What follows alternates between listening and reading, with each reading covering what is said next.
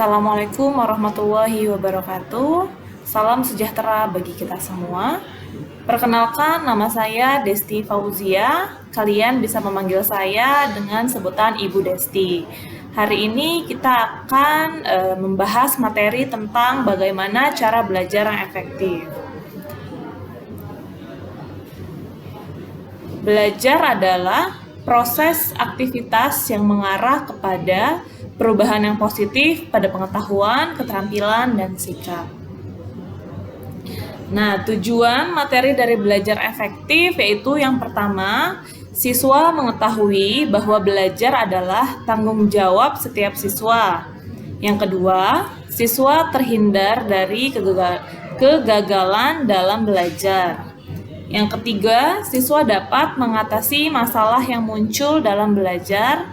Dan yang terakhir, siswa dapat menyesuaikan diri dengan tuntutan belajar di jenjang SMK.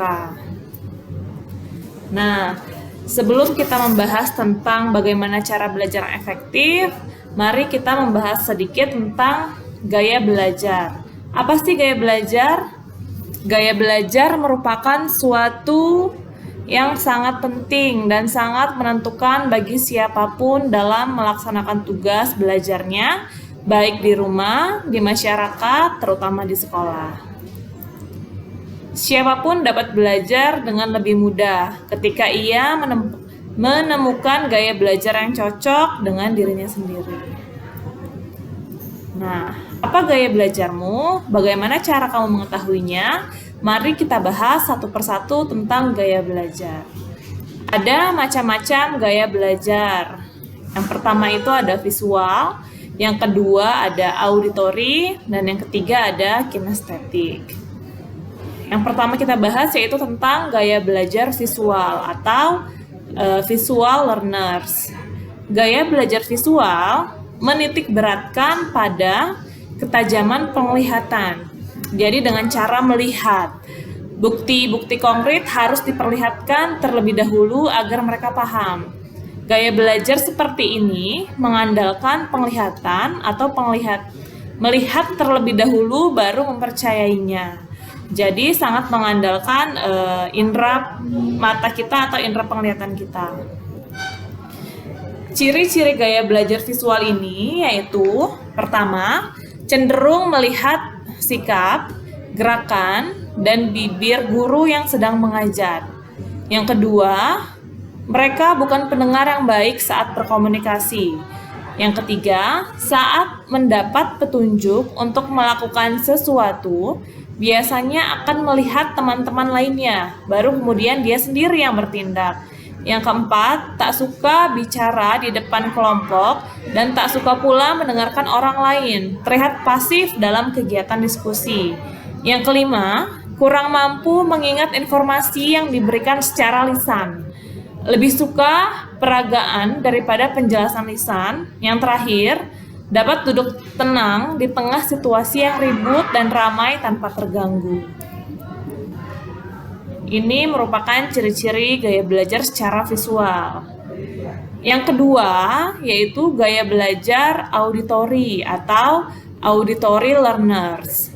Gaya belajar auditory mengandalkan pendengaran. Jadi, dalam gaya belajar auditory yang sangat diandalkan adalah indera pendengar atau telinga kita untuk bisa memahami dan mengingatnya. Karakter model belajar seperti ini benar-benar menempatkan pendengaran sebagai alat utama menyerap informasi atau pengetahuan. Ciri-ciri gaya belajar auditory yang pertama yaitu mampu mengingat dengan baik penjelasan guru di depan kelas atau materi yang didiskusikan dalam kelompok dan kelas. Yang kedua, pendengar yang ulung. Anak mudah menguasai materi iklan, lagu di televisi atau radio. Cenderung banyak omong. Yang keempat, tidak suka membaca dan umumnya memang bukan pembaca yang baik karena kurang dapat mengingat dengan baik apa yang baru saja dibacanya. Yang kelima, kurang cakap dalam mengerjakan tugas mengarang atau menulis. Yang keenam, senang berdiskusi dan berkomunikasi dengan orang lain. Yang terakhir, kurang tertarik memperlihatkan hal-hal baru di lingkungan sekitarnya seperti hadirnya anak baru, adanya papan pengumuman di pojok kelas, dan lain sebagainya. Jadi gaya belajar auditori yaitu mengandalkan hanya pendengaran saja. Dan yang terakhir, gaya belajar kinestetik atau kinesthetic learners.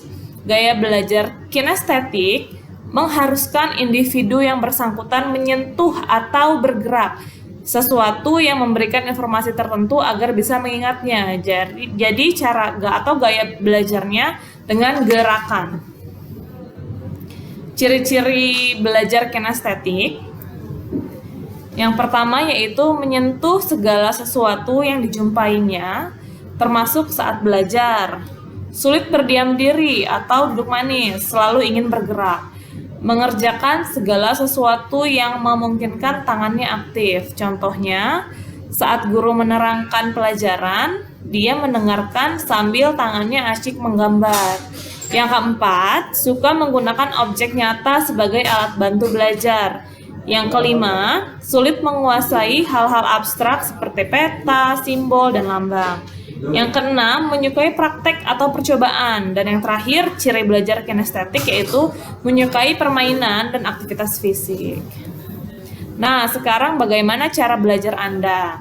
Mungkin setelah penjelasan ini, Anda mulai tahu gimana cara belajar Anda dan bagaimana cara nyaman Anda untuk belajar, apakah dengan cara melihat, dengan cara mendengar, atau dengan cara bergerak. Nah, sekarang kita masuk di teori yaitu apa sih belajar yang efektif? Belajar yang efektif adalah proses belajar mengajar yang berhasil guna dan proses pembelajaran itu mampu memberikan pemahaman, kecerdasan, ketekunan, kesempatan, dan mutu atau kualitas yang lebih baik, serta dapat memberikan perubahan perilaku dan dapat diaplikasikan atau diterapkan dalam kehidupan sehari-hari, sehingga hasil dari pembelajaran itu akan dapat menghasilkan sumber daya manusia yang unggul. Apa itu belajar yang efektif? Belajar yang sangat menyenangkan, yang terjadwal dengan baik, tidak memakan banyak waktu, dan memperoleh hasil yang maksimal. Mengapa perlu belajar efektif? Yaitu tujuannya untuk keberhasilan. Yang kedua, agar tidak stres. Dan yang terakhir adalah kesempurnaan atau pencapaian prestasi. Bagaimana cara belajar yang efektif? Yang pertama yaitu berdoa dahulu sebelum belajar. Ini penting karena dengan doa segala sesuatu kita dilancarkan.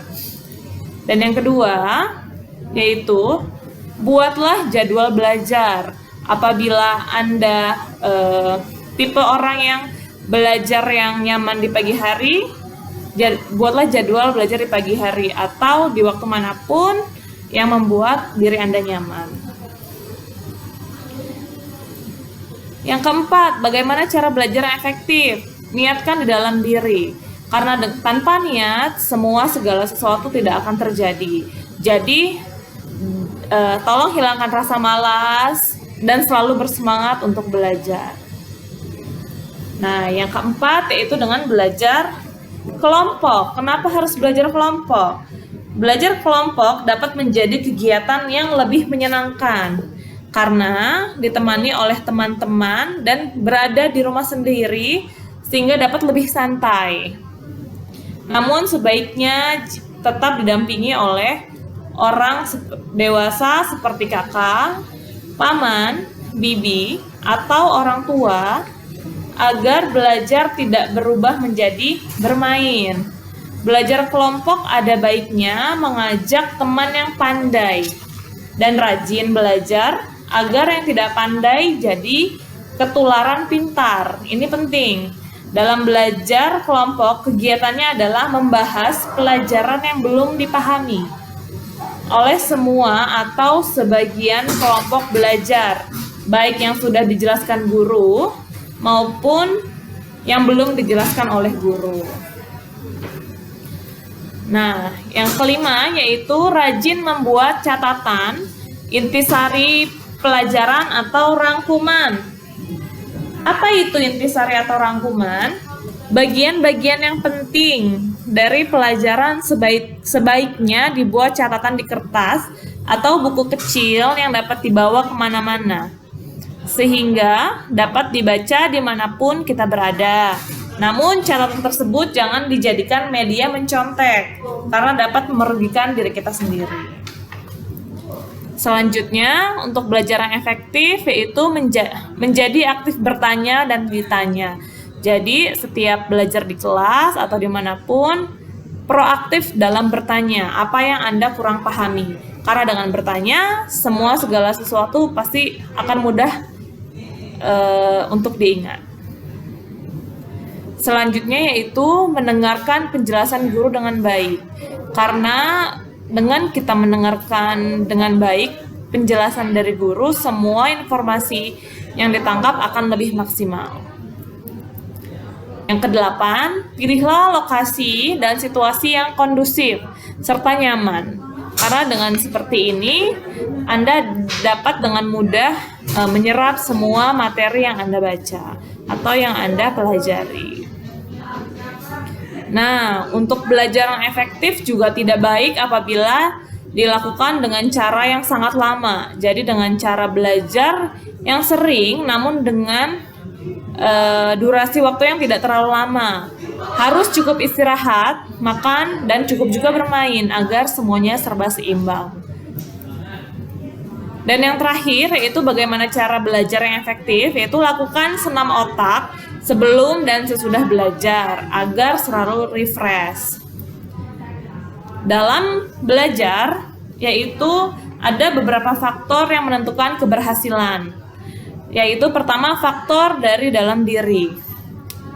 Faktor-faktor dari dalam diri yaitu ada 6. Yang pertama dari inteligensi atau kecerdasan yang sudah kita miliki. Yang kedua, bakat yang ada di diri kita. Yang ketiga, minat. Yang keempat, sikap belajar. Yang kelima, kepribadian. Dan yang keenam yaitu kesehatan fisik. Keberhasilan dalam belajar memiliki beberapa hambatan dari dalam. Yang pertama, kita sering sekali malas. Yang kedua, kita sering sekali suka menunda-nunda. Yang ketiga, karena faktor lelah. Yang keempat, tidak mampu membagi waktu. Yang kelima, tidak disiplin diri. Yang keenam, tidak bisa pilih prioritas kegiatan yang penting. Yang selanjutnya atau yang ketujuh, suka tidur. Nah, ini yang paling sering dilakukan oleh anak seusia Anda, yaitu suka main games atau warnet. Yang selanjutnya itu suka kumpul-kumpul dengan teman atau jalan-jalan. Yang selanjutnya ada SMS, teleponan, WA, dan lain sebagainya. Dan yang terakhir yaitu persepsi yang keliru. Ada faktor dari luar diri untuk keberhasilan pembelajaran. Yang pertama, teman, keluarga, sekolah, masyarakat, sarana belajar, dan media. Dengan faktor ini biasanya sebagai penunjang keberhasilan belajar. Apabila Anda memiliki teman yang baik dan rajin untuk belajar, biasanya Anda terbawa, dan begitu pula sebaliknya. Dan ada 10 kiat sukses dalam belajar. Yang pertama, selalu memotivasi diri untuk menjadi lebih baik. Yang kedua, Anda pandai membagi waktu. Yang ketiga, pandai memilih prioritas. Mana yang lebih penting, mana yang paling diutamakan. Yang keempat, disiplin diri harus terus ditingkatkan. Yang kelima, selalu menjaga kesehatan. Yang keenam, mandiri. Yang ketujuh ada tekun dan ulet. Yang kedelapan, tanggung jawab. Yang kesembilan, kreatif. Dan yang terakhir yaitu good interpersonal. Apa sih good interpersonal? Yaitu pembawaan diri yang baik terhadap sesama atau terhadap sesama teman, dengan guru, dengan orang tua, dengan orang yang lebih tua, dengan orang yang lebih muda, dan lain sebagainya. Belajar di rumah. Gimana cara belajar efektif yang ada di rumah? Yang pertama, mempunyai waktu belajar rutin setiap hari. Yang kedua, pilih waktu belajar di mana pikiran dan fisik siap menerima pelajaran. Yang ketiga, awali dengan doa. Yang keempat, kondisikan atau cari tempat belajar yang mendorong berkonsentrasi. Yang kelima, yaitu beri waktu istirahat minimal 15 menit setelah belajar 2 jam. Yang keenam, buatlah tanda-tanda terhadap hal penting. Yang ketujuh, lakukan pengulangan atau latihan setelah selesai. Ini merupakan langkah-langkah belajar efektif yang ada di rumah. Dan belajar efektif ini juga bisa dilakukan di dalam kelas. Yang pertama, selalu tenang dan tertib sewaktu menerima pelajaran. Yang kedua, bawa buku-buku dan alat-alat tulis yang diperlukan. Yang ketiga, mencatat penjelasan guru atau memberi tanda pada buku cetak. Yang keempat, menghindar dari gangguan teman untuk ngobrol, iseng, dan lain-lain. Jadi, tetap fokus dalam pelajaran. Yang kelima, perut tidak dalam keadaan lapar atau tidak dalam keadaan yang terlalu kenyang. Yang keenam, aktif bertanya hal-hal yang belum jelas. Jadi, apa yang Anda kurang pahami, Anda harus rajin atau aktif bertanya. Yang terakhir, jujur mengerjakan ulangan atau tugas. Karena dengan segala macam tindakan yang jujur, Anda pasti akan selalu menjadi anak yang hebat. Untuk menjadi cerdas bukanlah dari faktor keturunan. Dengan menerapkan cara belajar yang baik dan efektif serta ketekunan, maka kamu pun bisa menjadi orang cerdas seperti Albert Einstein. Selesai pembahasan materi dari saya. Semoga Anda bisa menerima dengan baik. Dan yang terakhir yaitu ada tugas sedikit untuk Anda. Berilah pernyataan, yaitu gaya belajar apa diri Anda. Dan berikan alasannya kenapa Anda memilih gaya belajar tersebut. Jawaban akan Anda tulis di dalam Google Form atau link Google Form yang sudah diberikan admin atau panitia di dalam grup WA. Terima kasih telah menyimak pelajaran saya dengan baik. Billahi taufiq wal hidayah. Wassalamualaikum warahmatullahi wabarakatuh.